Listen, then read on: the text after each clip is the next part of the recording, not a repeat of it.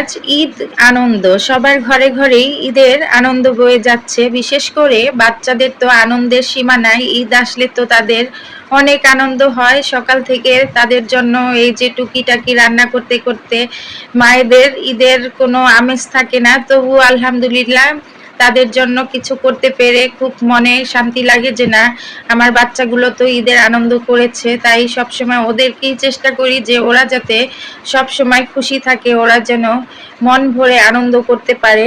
তাই ওদের জন্য আজকে দুপুরে রান্না করেছি তেহেরি, গরুর মাংসের। আর তেহেরিটা কিন্তু ভীষণ মজার আর খুব সহজেই রান্না করা যায় রাঁধুনি মিক্সড মশলাটা দিয়ে।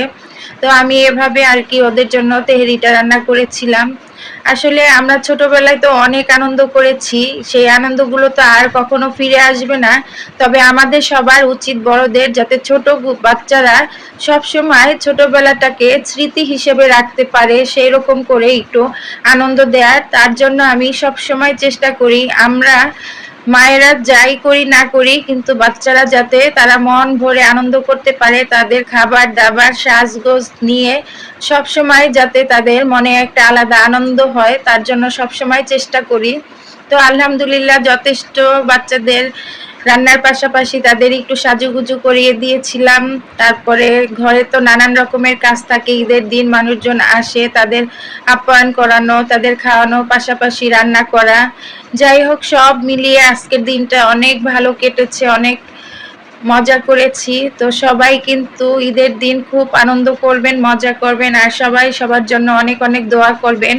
তো এখানে কিন্তু আমি এই যে পোলাওটা আলাদা রান্না করছি, কারণ পোলাওটা আলাদা রান্না করলে পরে মাংসটা দিয়ে দিলে কিন্তু একদম সহজেই মাংসের মশলাগুলো তেহেরির সাথে মিশে যাবে, খেতেও ভালো লাগবে। আর ওই যে একসাথে রান্না করতে গেলে দেখা যায় একটা চাল ফুটে আর একটা চাল ফুটে না, একটু মানে আমার কাছে কষ্ট মনে হয়। তার জন্য আমি আলাদা পোলাওটা রান্না করে মাংসটা আলাদা রান্না করে তারপরে মাংসের ভিতরে ঢেলে দিয়ে ভালো করে মিক্সড করে নিই, তারপরে হয়ে যায় আমার তেহেরি রান্না। আর আমি এভাবে একদম সহজভাবে রান্না করি, আমি এত মানে কঠিন কিছু করতে চাই না, কারণ আজকে এমনিতেই অনেক বিজি। তারপরে যদি কঠিনভাবে কিছু করতে যাই তাহলে তো আমার অবস্থা খুব খারাপ হয়ে যাবে, কারণ খুবই গরম ছিল আজকে।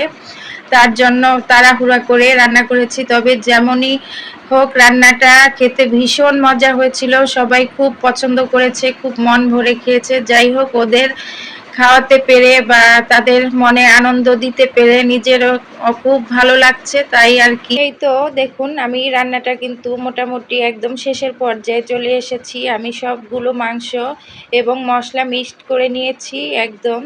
খুব সুন্দর হয়েছিল বিরিয়ানিটা। আর এই যে পরিবেশন করে দেখাচ্ছি, দেখুন কেমন হয়েছে। যদি ভালো লেগে থাকে প্লিজ পাশে থাকবেন, সাপোর্ট করবেন, আর আমার জন্য দোয়া করবেন। আপনাদের জন্য অনেক অনেক দোয়া রইল, ভালোবাসা রইল। আল্লাহ হাফেজ।